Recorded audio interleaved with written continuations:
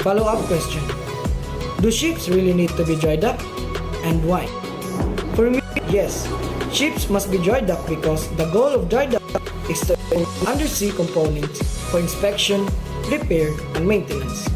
Furthermore, to perform effective repairs and maintenance on sections that are constantly in contact with marine water and are not visible until the water is drained out. It is also to inspect the state of the ships for the safety of everyone on board ships, and if there is a problem, it can be repaired through dry docking, avoiding the worst case situation to happen. Describe the necessary preparation before the vessel enters the dry dock. As we have seen previously, dry docking is a commonly used procedure for the inspection, repair, and maintenance of ships and boats. The primary objective of this method is to expose the parts of vessel that have been submerged underwater for a long time. These submerged portions of the ship need to be checked regularly for damage they injure due to the seawater. Since the vessels are massive in size, dry docking is the most efficient way for the maintenance of ships. Given that dry docking is one of the most frequently used methods for repair and maintenance of boats, we shall see the complete procedure for dry docking and the scope of repairs that can be carried out in this video. Dry docking procedure and preparations.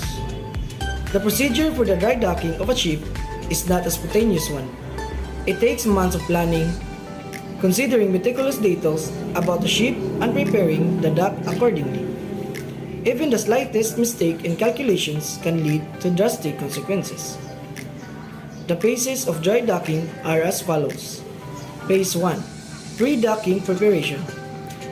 The process of dry docking of a ship needs to be planned meticulously. Days before a ship is to be dry docked, the dockmaster will prepare a docking plan taking into consideration all the minute details of the structure of the ships, hull structure of the ship, location of the drain plugs, and echo sounders beneath the ship so as to not damage them during docking the ship. Phase 2. Preparing a docking plan.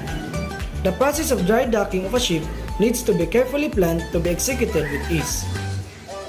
Dockmasters and designers take aid of a series of sketches and detailed calculations about the ship's height, weight, and structure. The docking plan explains how to successfully dock the ship and also how to easily unlock it and undock it. It also reduces the risk of a ship capsizing during undocking. Phase 3. Understanding the stability conditions.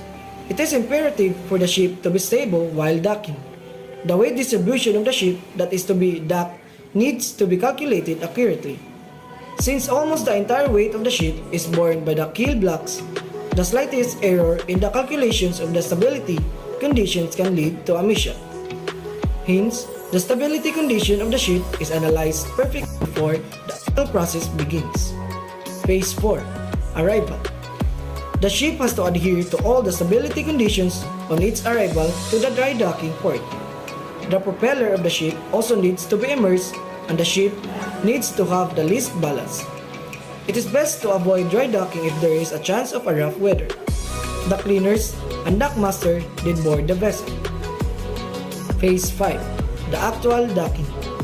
Once the ship successfully the pre-docking conditions, the ship is to be tied to the dock since it is not available. The ship is inside the docks. The ship is moored and made secure. The crew then takes over and starts pumping out dock water, running the ballast pump, and removing the drain plugs, amongst other cleaning procedures. So when a vessel is dry docked, the crew starts with checking the most important parts of the ships for any visible and internal damages.